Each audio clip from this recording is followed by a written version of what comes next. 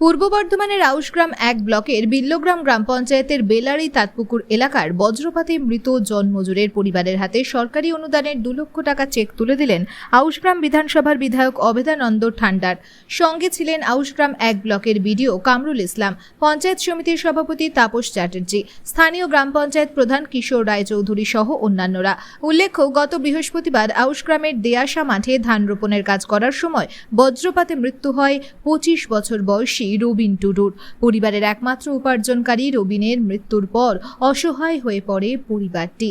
স্থানীয় প্রধান কিশোর রায়চৌধুরী পরিবারটির কথা ব্লক সমষ্টি উন্নয়ন আধিকারিককে জানান। বিডিও কামরুল ইসলাম শুক্রবার কিছু ত্রাণ সামগ্রী পরিবারের কাছে পৌঁছে দেওয়ার ব্যবস্থা করেন এবং পরিবারকে আশ্বস্ত করেন খুব শিগগিরই সরকারি অনুদানের টাকা পরিবারের কাছে পৌঁছে দেওয়া হবে। ঘটনার ৩ দিনের মাথায় শনিবার রবিনের মায়ের হাতে সরকারি ২ লক্ষ টাকার অনুদানের চেক তুলে দেওয়া হয়।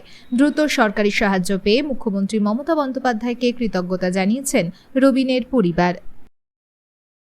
আনুমানিক প্রায় বেলা 12টা নাগাদ একটি অত্যন্ত দুঃখজনক ঘটনা ঘটে যায়, যেটি রবিন টুডু বিল্লগ্রামের এই বেলারির বাসিন্দা ছিলেন। উনি পেশায় একজন দিনমজুর ছিলেন মূলত। তো উনি কাজের সূত্রে আমাদের দিয়াশা গুসকরা 2 গ্রাম পঞ্চায়েতের অন্তর্গত যে দিয়াশা, সেখানে উনি মাঠে কৃষিকাজ করছিলেন।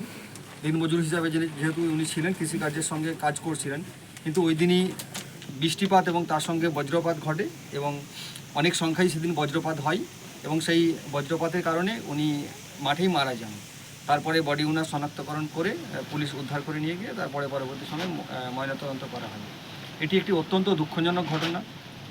তো এই দুঃখজনক ঘটনার ফলে তার পরিবার অসহায় হয়ে পড়ে। আমরা হয়তো তাদের জীবন কারো ফিরিয়ে দিতে পারি না, কিন্তু তাদের ব্লক প্রশাসনিক আধিকারিক হিসাবে এবং সরকারের পক্ষ থেকে মানবিক মুখ্যমন্ত্রী যে নির্দেশ আমাদেরকে বরাবর দিয়ে থাকেন, সেই অসহায় পরিবারের পাশে থাকার যে অঙ্গীকার বা দায়িত্ব, তাতে আমরা দায়বদ্ধ।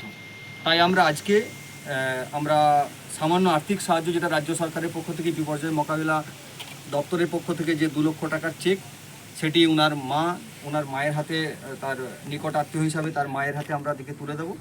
তো আমাদের মধ্যে আজকে উপস্থিত রয়েছেন আমাদের আউশগ্রাম বিধানসভার মাননীয় বিধায়ক, উপস্থিত রয়েছেন এখানে, উপস্থিত রয়েছেন আমাদের পঞ্চায়েত সমিতির সভাপতি সাহেব, এখানে বিল্লগ্রাম গ্রাম পঞ্চায়েতের প্রধান সাহেব রয়েছেন এবং লোকাল মেম্বার বা অন্যান্য স্থানীয় জনপ্রতিনিধি যারা রয়েছেন এবং আমাদের বিডিএমও সাহেব রয়েছেন। তো সর্বোপরি আমরা সকলে আজকে এখানে উপস্থিত আছি এবং আমি এমএলএ সাহেবকে রিকোয়েস্ট করবো এবং সভাপতি সাহেবকে রিকোয়েস্ট করবো যে ওনার পরিবারের হাতে আমাদের যে সামান্য আর্থিক সাহায্য রাজ্য সরকারের পক্ষ থেকে সেটি এখন তুলে দেওয়ার জন্য।